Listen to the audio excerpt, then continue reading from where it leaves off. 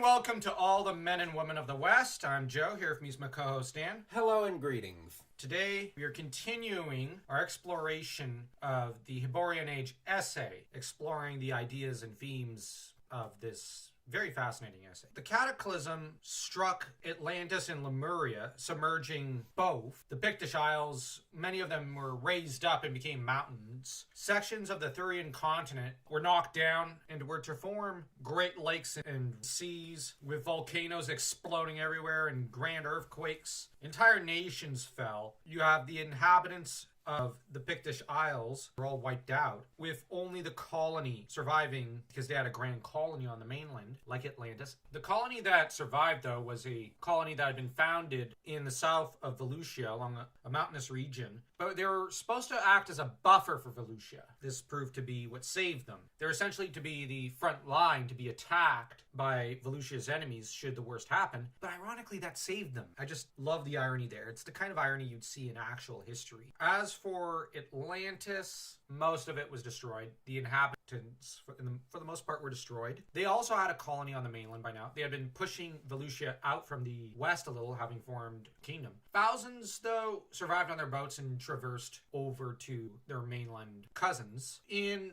something that vaguely resembles, in some ways, though the two authors never had contact with each other, the story of Numenor, with how there were thousands who escaped Numenor to the mainland of Middle-earth to form Gondor and Arnor, the two major kingdoms of Middle-earth that were to fend off Sauron's attacks. Thankfully, here there was no Dark Lord. Meanwhile, in the east, the Lemurians would escape to the coast of the Thurian continent, only to then be enslaved by an ancient race from that corner of the continent. In turn, though, there were thick jungles that grew in the western plains. There were wild mountains that grew. Lakes covered cities and roads. From sunken areas swarmed apes and ape men who would rob many of the surviving Atlanteans of metals and ores, so that the Atlanteans had to become stoneworkers, like their distant ancestors were.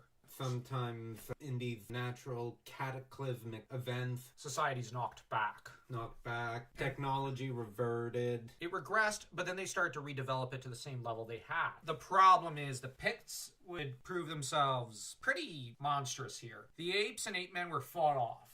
The Picts then show up with their flint weapons and with an overwhelming population, superior military tactics. They smashed the kingdom, knocked back the Atlanteans to savagery and barbarism, basically to the same state technologically and culturally as the Picts themselves. 500 years later, both groups have formed various tribal clan alliances against each other. Lemuria, meanwhile, continues to be slaves. The Lemurians really had no luck either. Which one's worst? Probably the Lemurians have it worst. Yeah. I don't think it's anything like the Greek and Roman slaves who were in the major cities. This would probably be like in the mines of that time period, which was horrible. Exactly. It's not the kind of slave you want to be. It's worse than the cotton fields of America. Because you're slowly inhaling a lot of fumes.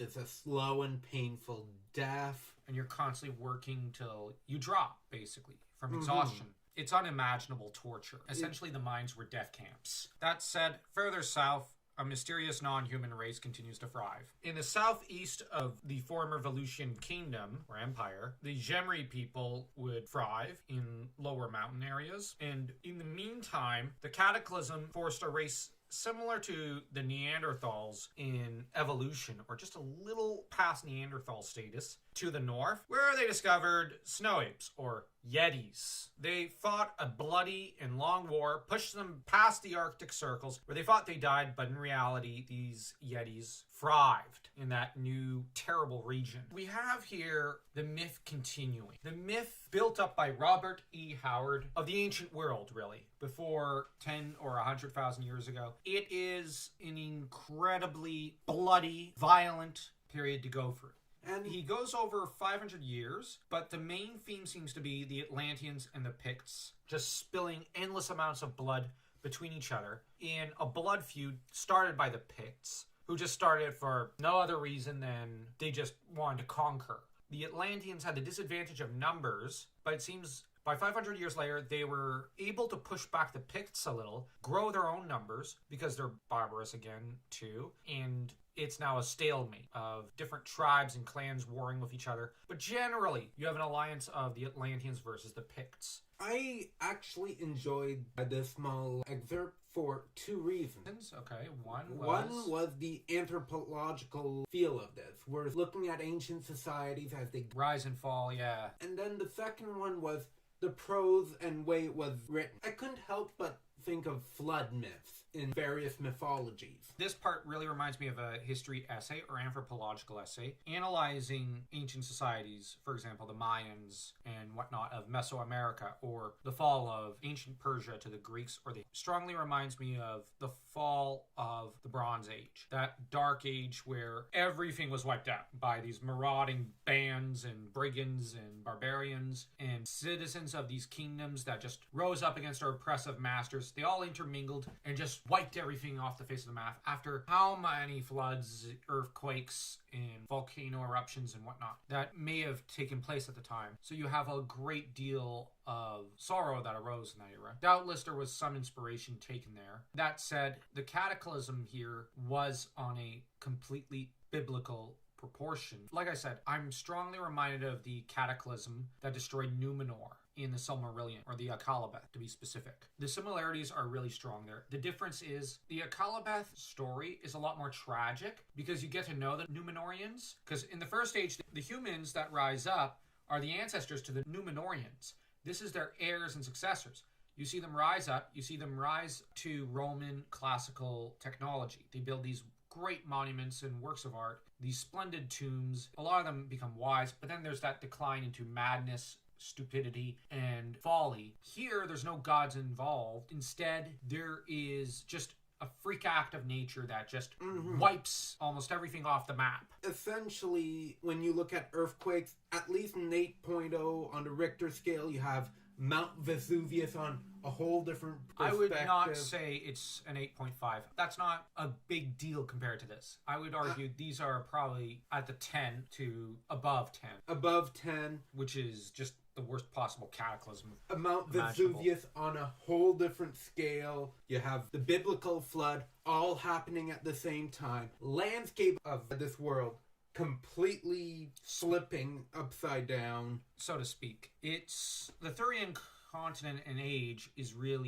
destroyed in a way. The Thurian age is destroyed with a bang. By this time, Kull is probably long buried in a grand mausoleum, if it wasn't raided. And you have, what I find interesting is that there's no mention of anyone thinking there's any gods involved in this. I think Howard could have gotten more into the minds of what these people believed was happening. Maybe they had displeased the gods in some ways. That's how a lot of ancient people probably would have rationalized it. Although they probably would have looked back at the grandness of their ancestors' deeds or misdeeds. There's nothing left of those misdeeds, because it's all destroyed. But they might have blamed their ancestors, and to quote Plato, believed that their ancestors had ceased to wear their greatness with moderation. That is probably a quote that these people would have believed about their ancestors. Ultimately, though, the main theme here is the Pict Atlantean war, which seems really pointless. There was no need for it. But you have barbarian people who just had to smash and destroy and burn. But on the other hand, the Atlanteans should have seen it coming. There was no preparation, even though they should have known. They had just fought off the apes and ape people, only to then lower their guard and refuse to defend themselves against the Picts until they were sacked and they're thrown back to the Dark Ages, so to speak. That's irresponsible and foolhardy. And it's underestimating the entire intertribal... Well, it's underestimating the tribal people and what they're capable of. Exactly. With their flint weapons. Yes, they're just flint weapons, but they could still kill. With that said, stay tuned for next time. We'll be continuing the tale of the post-cataclysmic period, because after this, we're now officially in the Hyborian Age, because everything after the cataclysm is the Hyborian Age. We will be continuing our discussion of the Hyborian Age essay with page 3 and 4. So stay tuned. Don't forget to smash that like, smash that subscribe button like your Conan smashing his enemies to pieces.